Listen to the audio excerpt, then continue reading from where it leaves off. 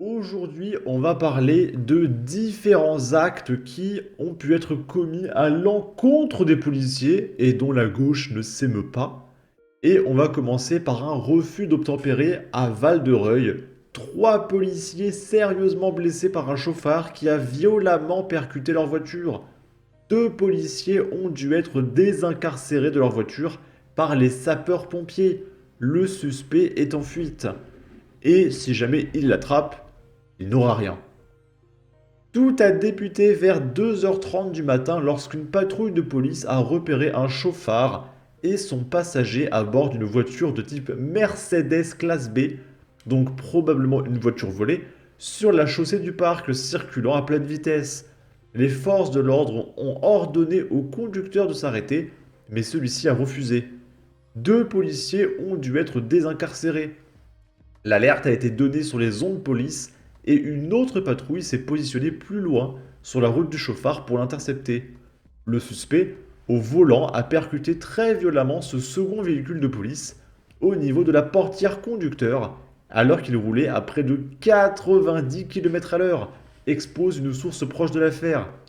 Il n'a pas freiné et il y avait pourtant beaucoup de place pour passer à côté. C'est un acte délibéré. Trois fonctionnaires se trouvaient à l'intérieur du véhicule de police. L'un des agents a réussi à sortir. Les deux autres ont dû être désincarcérés par les sapeurs-pompiers qui ont découpé une partie de la voiture. Poursuit la même source. Donc imaginez, il y a un mec qui leur a foncé dessus à 90 km à l'heure. Aucune victime. C'est un miracle, hein, d'accord? Le chauffard et son passager ont pris la fuite à pied après la collision. Une énième tentative de meurtre sur les policiers. Il s'agit sans nul doute d'une énième tentative d'homicide sur des policiers, dénonce Fabien Van... Ouais, Fabien, il a un nom compliqué. Secrétaire général du syndicat Alliance Police Nationale sur le réseau social X. Identifié, le mis en cause est activement recherché et tout sera mis en œuvre pour le retrouver. Le pronostic vital des trois policiers âgés de 24, 25 et 27 ans n'est pas engagé.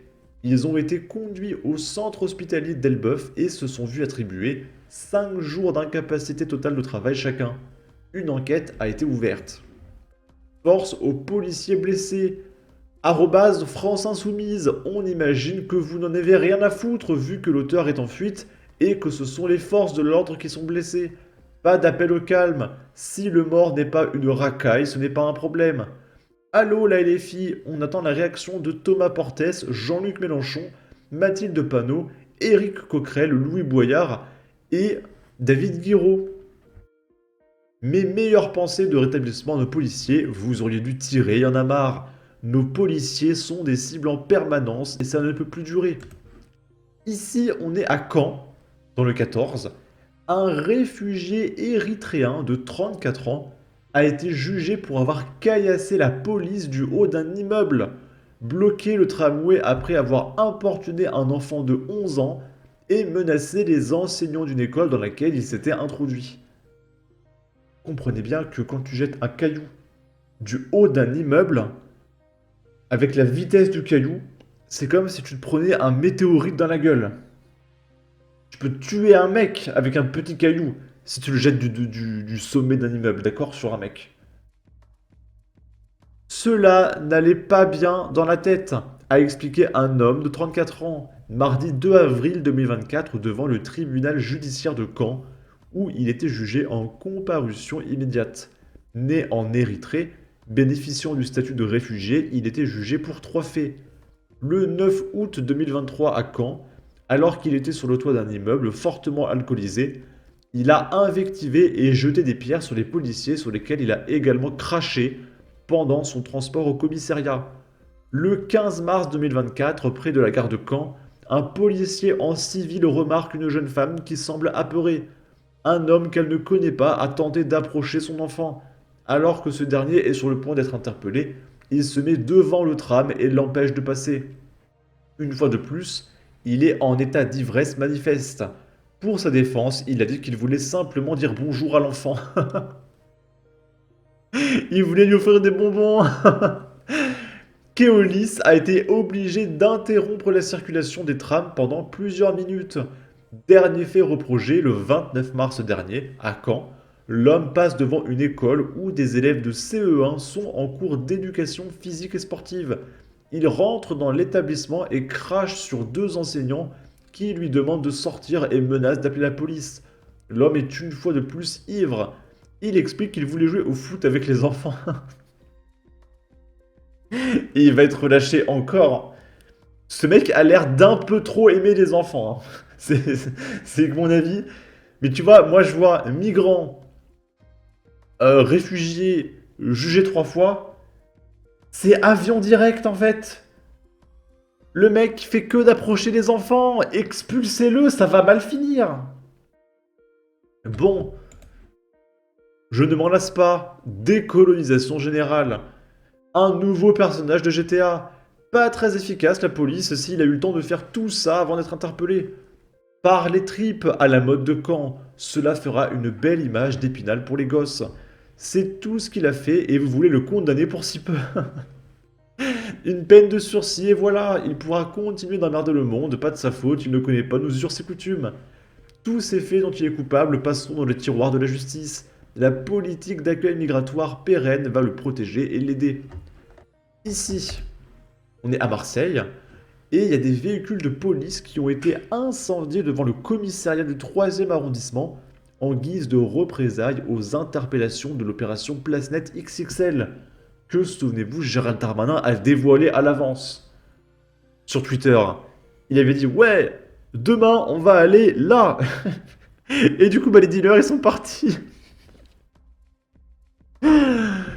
Et du coup, les dealers, pour se venger, ils attaquent la police. Parce que je vous rappelle que la France, c'est le pays des dealers, hein, c'est pas le pays de la République ou quoi.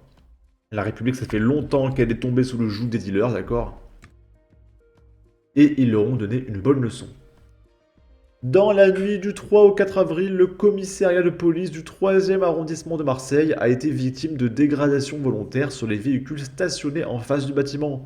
Selon une source policière, il s'agit de représailles à la suite des interpellations de l'opération PlaceNet XXL.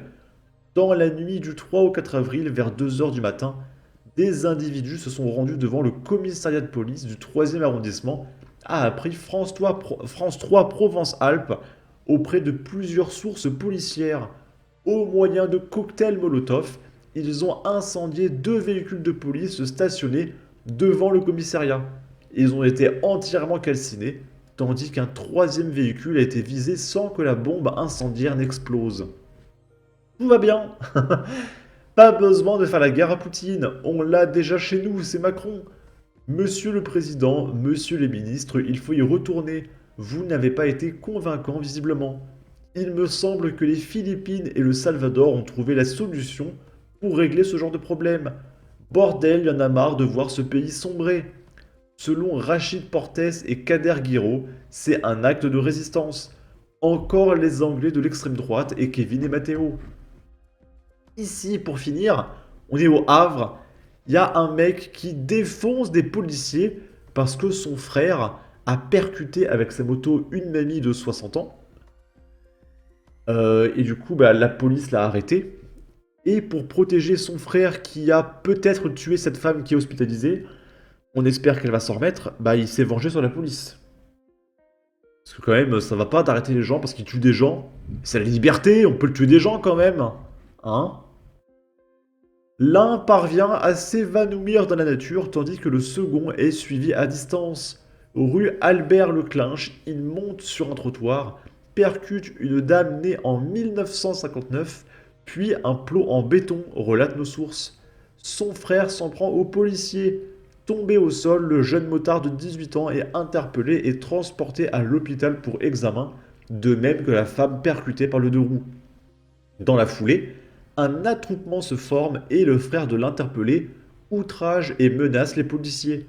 Âgé de 31 ans, il est donc interpellé également et retrouvera son frère en garde à vue. Tout va bien, nous sommes en France. Encore un bel exemple qui démontre que ce tribalisme n'est pas compatible avec notre société.